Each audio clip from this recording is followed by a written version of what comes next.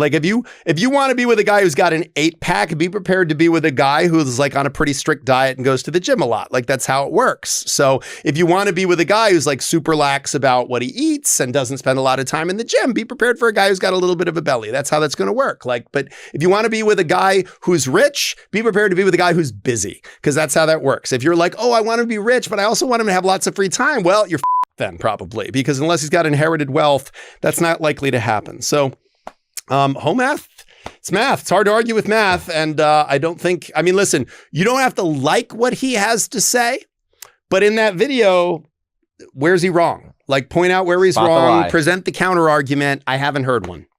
If home math is running, it's because Kevin Samuels walked first. You familiar with Kevin Samuels? I am familiar with Kevin Samuels, yes. R.I.P. to one of the goats. OG, what do they call him? The Godfather? Something like that. Yes. He has many videos where he's just very blunt about women understanding their ranking out of 10 and what they look like. But this clip here is Kevin Samuels explaining what it means to be a high value man. To be a high value man, it starts with money.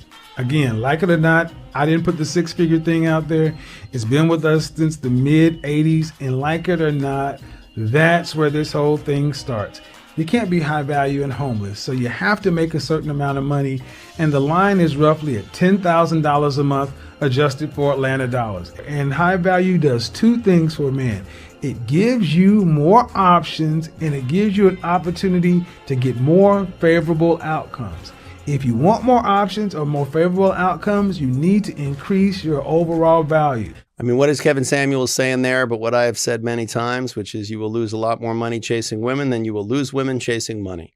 There is something about pursuing excellence, pursuing assets, pursuing the ability to provide security to the people around you that is very attractive to women. Now, whether that's because women find men who are good providers very attractive, just naturally, biologically, that's one school of thought. The other might be that women are drawn to the habits of mind and the level of discipline that a person has to have in order to be successful. I think if you said to most women, who's more attractive, a guy who was born into wealth and has, $100 million, or a guy who was born into poverty and became educated or entrepreneurial and turned $0 into $10 million. I think most women would find the latter guy more attractive, even though he has less of a net worth, because it's something about his drive, his discipline, his ability. But at the core of all of this is, of course, what does money buy? It buys security, it buys stability, it creates options, and the best option is the one that creates more options.